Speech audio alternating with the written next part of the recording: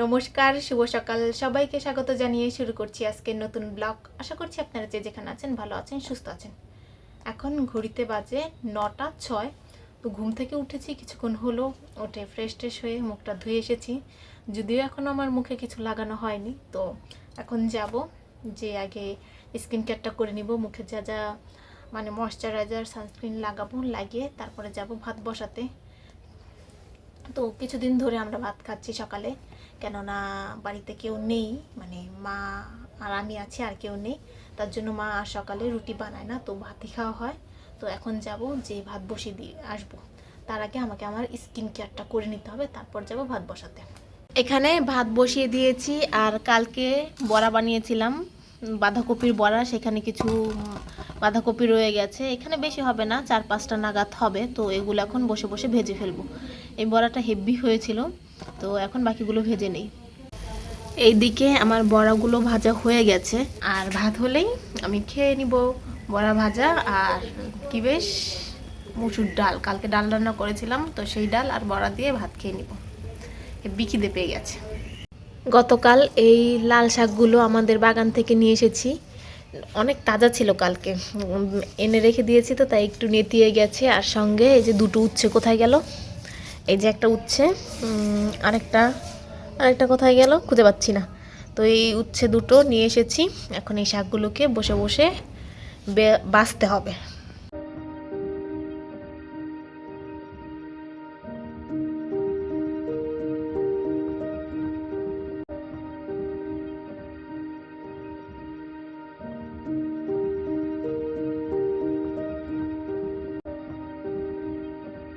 লাল শাকগুলো বেছে ধুয়ে কেটে আমি রান্নাও বসিয়ে দিয়েছি।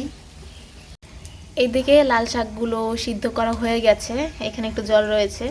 আর এইদিকে পেঁয়াজ, মরিচ, তারপরে রসুন একটু ভেজে নিচ্ছি। আমার রসুনটা বেশি পুড়ে গেছে, এখন এটার মধ্যে আমি শাকগুলো দিয়ে দিব। আমার শাক রান্না করা শেষ, জীবনে প্রথমবার শাক রান্না করলাম, মানে লাল শাক রান্না করলাম।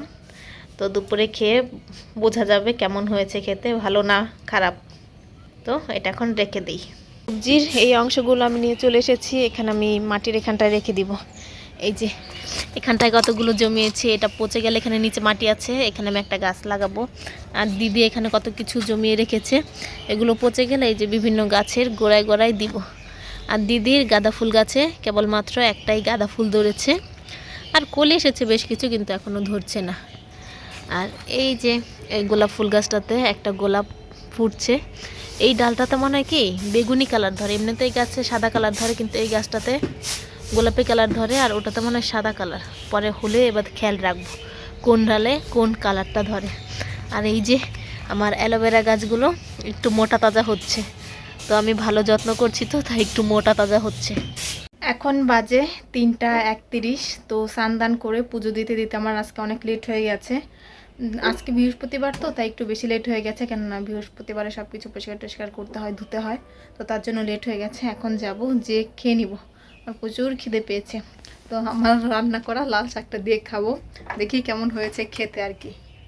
তো খেতে বসে গেছি, এই যে লাল শাক নিয়েছি যেটা আমি রান্না করেছি, একটু খেয়ে দেখি কেমন হয়েছে।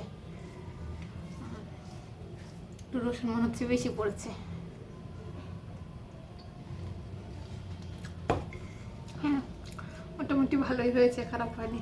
তো এখন আমি ভাতগুলো খেয়ে নিই। খাওয়া দাওয়া করে এসেই ল্যাপের তলায় ঢুকে গিয়েছি, কেননা খাওয়া দাওয়ার পর আমার প্রচুর ঠান্ডা লাগছিল, মানে শীত করছিল। তো ল্যাপের নিচে বসে অনেকটা সময় বসে রইলাম। তো এখন আমাকে একটু বাইরে যেতে হবে, গাছে জল দিতে হবে। ছাদের উপরে যে গাছগুলো আছে সেই গাছগুলোতে অনেক দিন ধরে জল দেওয়া হয় না, তো গাছগুলো শুকিয়ে গেছে, একদম মানে পুরোপুরি শুকায়নি, একটু নেতিয়ে গেছে। তো আজকে জল না দিলে কালকে অবস্থা খারাপ হয়ে যাবে, তাই এখন যাব যে জল দিয়ে আসবো। তার আগে এই সোয়েটারটা পরে নেব, বাইরে একটু বাতাস ঠান্ডা লাগে বাইরে গেলে বেশি, ঘরে তবে একটু কম লাগে। তো সোয়েটারটা পরে গাছগুলোতে আগে জল দিয়ে আসি।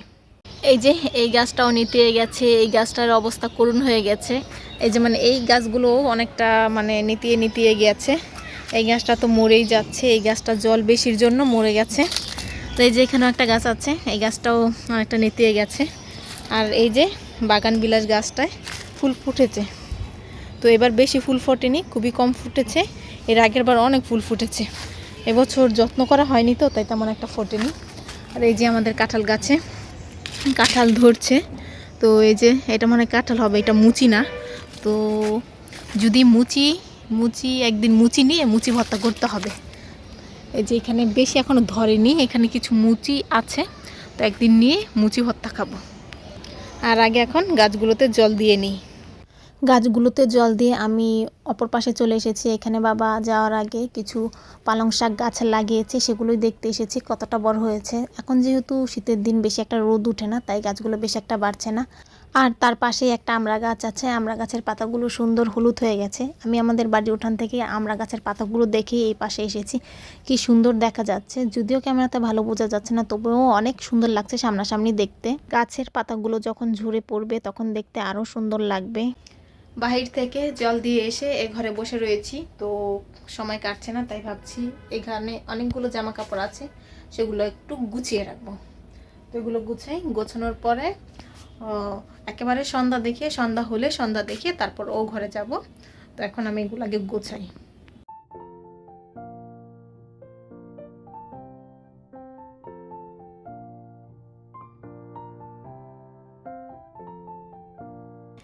জামা কাপড়গুলো ভাঁজ করে আমি এখানেই রেখে দিয়েছি। এই খাটে তো এখন কেউ শোয় না, তাই এই খাটে থাকলে সমস্যা নেই। আর ল্যাপটা এখানেই রয়েছে, এটা পরে ভাঁজ করবো। এখন আমি আর একটু বসে থাকবো, কিছুক্ষণ পরে ওই ঘরে যাব, তখন ভাঁজ করে রেখে যাব। আর ভাবছি এই যে খাটগুলো একটু মুছবো, অনেক দিন ধরে খাটগুলো মোছা হয় না, তাই আজকে একটু মুছি।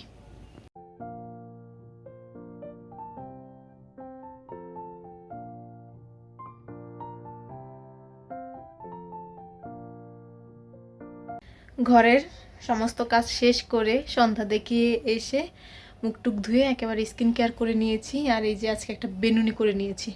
ইদানিং এত চুল পড়ছে, মানে প্রতিদিন এতগুলো করে চুল পড়ছে।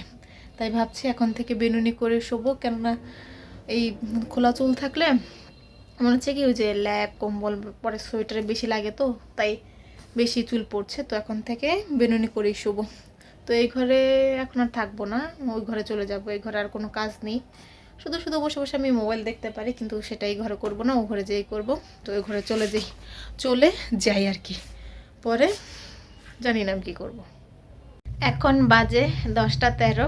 এতক্ষণ বসে বসে আমি দিদিদের ঘরে পিঠা বানিয়েছি, দিদির সঙ্গে পুলি পিঠা বানিয়ে দিয়েছি। যদিও আমি তেমন একটা ভালো পারি না, আজকে অনেকগুলাই বেশ বানিয়েছি। তো আমি ওখান থেকে পিঠা খেয়ে এসেছি। আর দিদি এখানে অনেকগুলো পিঠা আমাদেরকে দিয়েছে মা খাওয়ার জন্য। এখানে যে পুলি পিঠা, পরে পাটিসাপটা পিঠা দিয়েছে। আমিও ওনাদের ঘর থেকে খেয়ে এসেছি, কিন্তু এখন আমি ভাত খাবো। আমরা যা কিছুই খাই না কেন একটু ভাত খেলে ভালো, মানে ভাত না খেলে ভালো লাগে না। তো এখন যাব যে সেই যে দুপুরে লাল শাকটা রান্না করেছি, সেই শাকটা দিয়ে ভাত খাবো। তো খেতে এসে বলো শুয়ে পড়ো। মা এখানে মশারিও টাঙিয়ে নিয়েছে। তো ভিডিওটা আজকে আমি এখানেই শেষ করছি। যদি কিছু ভালো লাগে লাইক কমেন্ট শেয়ার করবেন। দেখা হচ্ছে পরবর্তী কোনো ভিডিওতে, ততক্ষণ পর্যন্ত ভালো থাকবেন, সুস্থ থাকবেন। Tata, good night, by.